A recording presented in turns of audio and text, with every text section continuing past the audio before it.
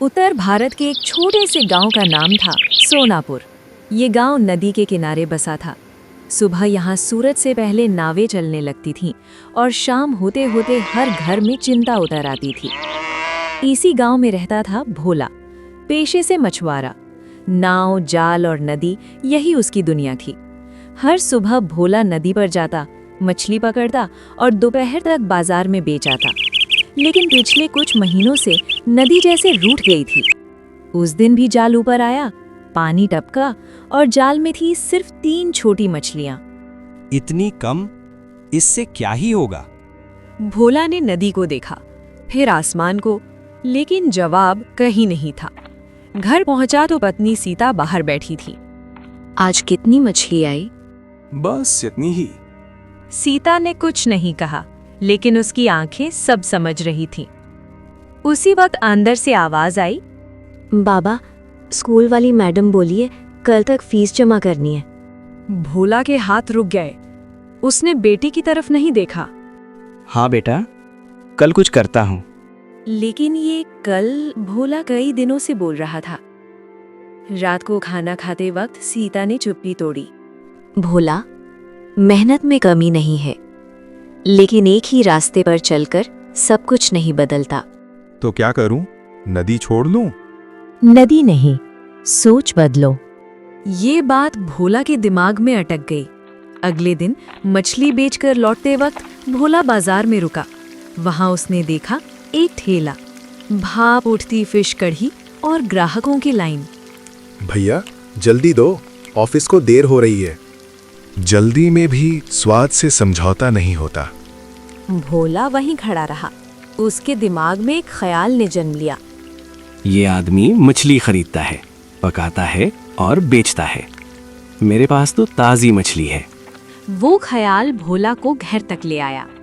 रात को भोला बोला, सीता, अगर हम मछली बेचने के बजाय फिश कढ़ी बनाकर बेचें तो? कढ़ी और पैसा? दोनों चुप हो गए। कुछ देर बाद सीता ने धीरे से कहा, मेरे देवर रघुनाथ सेठ। भोला समझ गया, मतलब था गहने गिरवी। अगले दिन वे सेठ के घर पहुंचे। पैसा चाहिए तो गहने रख जा। अगर धंधा ना चला तो गहने मेरी। भोला ने बिना देर किए कहा। धंधा चलेगा। यहीं से भोला की जिंदगी ने नया मोड़ लिया। कुछ ही दिनों में ठेला लगा। नाम नहीं था, बस एक तख्ती, घर की फिश कढ़ी। पहला ग्राहक आया। कढ़ी कैसी है? ईमानदार है। ग्राहक ने खाया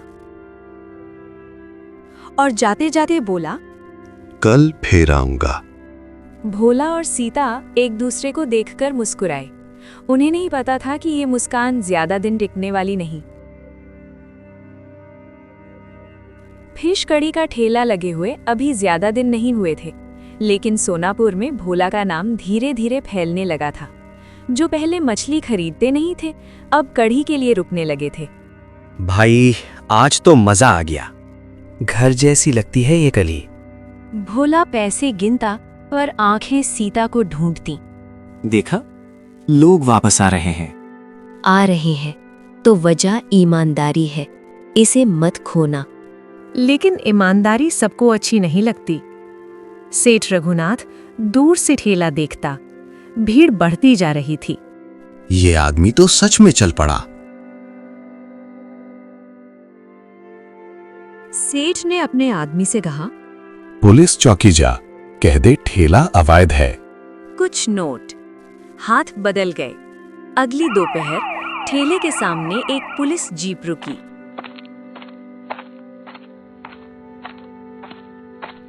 किसका ठेला है ये? मेरा। कागज है? भोला चुप हो गया। साहब, हम छोटे लोग हैं, कागज बनवाने की सोच ही रहे थे। सोच से दुकान नहीं चलती, आज ठेला हटेगा। लोग रुक गए, भीड़ चुप हो गई। साहब, खाना तो साफ है, तुम्हें कानून पता है? भोला की आंखें भर आई। साहब, आज का दिन निकालने दीजिए, कल कागज बनवा लूंगा। शाम तक ठेला नहीं दिखना चाहिए। जीप चली गई। लेकिन डर वहीं रह गया। शाम को एक आदमी आया, सादा कपड़े, साधारण चप्पल। भोला भाई, आज कढ़ी नहीं मिलेगी। नहीं भाई, पुलिस ने हटा दिया। वो आदमी चुप हो गया। क्यों? कह रहे हैं हम इल्लीगल काम कर रहे हैं। वो आदमी थोड़ी देर सोचता रहा। तुम्हारी कढ़ी में कुछ गलत है? नहीं, हम वही बनाते हैं जो घर में खाते हैं। वो आदमी बिना कुछ कहे चला गया। किसी को नहीं पता था वो कौन है। रात को घर में सन्नाटा था। बाबा, कल ठेला लगेगा? पता नहीं बेटा। सीता ने भोला की तरफ देखा। सेठ का हाथ है ना? हाँ, लेकिन अब क्या करें? सच का साथ दो, कानून खुद रास्ता देगा। भोला चुप रहा। उधर सेठ और भड़क गया। अगर ठेला बंद नहीं हुआ तो लोग पूछने लगेंगे कि क्यों। उसने पुलिस को फिर फोन किया। कल सख्ती चाहिए। अगली सुबह भोला फिर ठेला लेकर आया। डर था लेकिन उम्मीद भी। अचानक वही आदमी फिर आया। आज ठेला लगाओ। अगर पुलिस आई तो सच सामने आएगा। इतने में पुलिस फिर पहुंची। किसने कहा ठेला लगाने को? अनजान आदमी आगे बढ़ा। मैंने। सिपाही ने उसे देखा। आप कौन? वो आदमी धीरे से बोला। मैं वही हूँ जिसके लिए कानून बना है। भोला और सीता एक दूसरे को देखने लगे। भोला और सीता एक दूसरे को देखने लगे। सवाल आंखों में थे, जवाब सामने खड़ा था। पूछ रहा हूं, आप कौन है? वो आदमी जरा भी नहीं घबराया, ना आवाज ऊंची की, न नजरें झुकाई। पहले आप बताइए, किस कानून के तहत आप इस ठेले को हटा रहे हैं? सिपाही अटक गया। भीड़ फिर से रुक गई। ये बिना लाइसेंस है। तो क्या आपने लिखित नोटिस दी है? सिपाही ने दूसरे सिपाही की तरफ देखा। नहीं साहब, ऊपर से कहा गया था। ऊपर शब्द सुनते ही अनजान आदमी की आंखें थोड़ी सख्त हो गई। ऊपर कौन? भीड़ में खड़ा सेठ रघुनाथ बेचैन हो उठा। अनजान आदमी धीरे धीरे सेठ की ओर मुड़ा। आप ही सेठ रघुनाथ है ना? हाँ, पर आप कौन? वो आदमी एक पल रुका, फिर बोला। मैं वही हूँ जो रोज आपके होटल के सामने से गुजरता है, लेकिन कभी अंदर नहीं जाता। सेठ का चेहरा कठोर हो गया।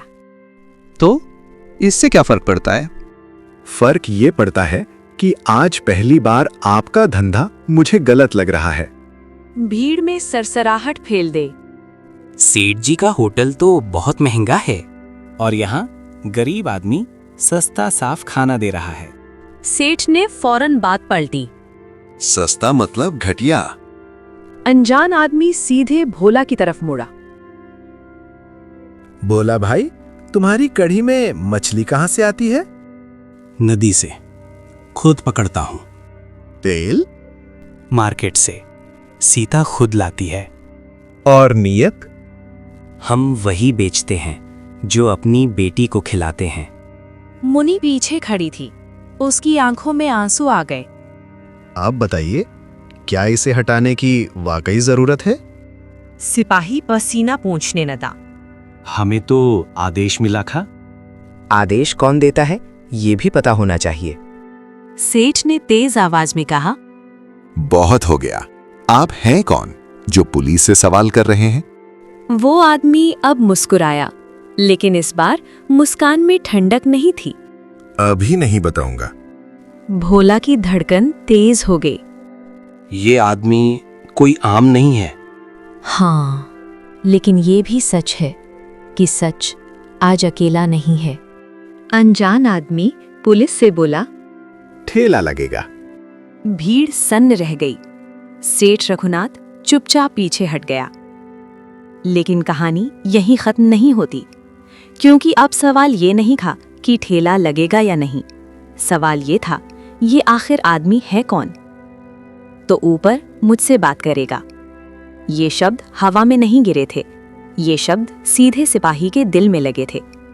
सिपाही ने वॉकी टॉकी की तरफ देखा, फिर उस आदमी की आंखों में। ठेला अभी लगा रहने दीजिए। भोला को अपने ही कानों पर यकीन नहीं हुआ। सीता, सुना तुमने? हाँ, लेकिन खुशी अभी मत मनाओ।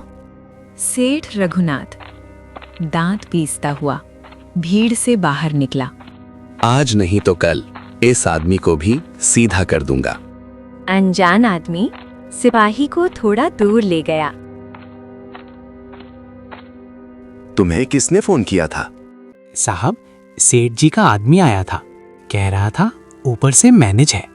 और तुमने बिना नोटिस ठेला हटाने का फैसला कर लिया? गलती हो गई साहब। वो आदमी धीरे से बोला। गलती तब होती है जब कानून नहीं पता होता। यहाँ सब जानते हुए किया गया है। सिपाही की आवाज कांप गई। अब क्या होगा? अभी कुछ नहीं, अभी कहानी बस पलट रही है। सीता ने चूल्हे में फिर आग जलाई। करछी घूमी, कढ़ी उबली, खुशबू फैली। आज तो स्वाद कुछ अलग लग रहा है। डर निकल गया है शायद। भोला मुस्कुराया, लेकिन दिल में अब भी सवाल था। भाई, आपने हमारी मदद की, लेकिन आप हैं कौन? आखिर मैं कौन हूं? मुझसे पुलिस इतनी डर क्यों गई? ये जानने के लिए कमेंट करें पार्ट 2 में फिर मिलेंगे। तब तक के लिए अलविदा। अगर ये स्टोरी आपको अच्छी लगी हो तो लाइक और सब्सक्राइब करना मत भूलना।